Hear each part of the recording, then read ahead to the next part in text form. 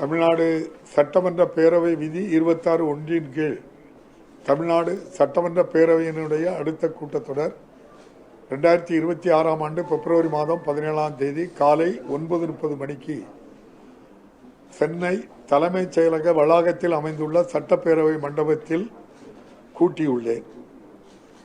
2026-27 ஆண்டுக்கான இடைக்கால நிதிநிலை அறிக்கையினை மாண்புமிகு தமிழக நிதி மற்றும் சுற்றுச்சூழல் மற்றும் காலநிலை மாற்றுத்துறை அமைச்சர் மாண்புமிகு தங்கம் தென்னரசு அவர்களால் அன்றைய தினம் சட்டமன்றத்திலே அந்த இடைக்கால நிதிநிலை அறிக்கை வாசித்து அளிக்கப்படும்.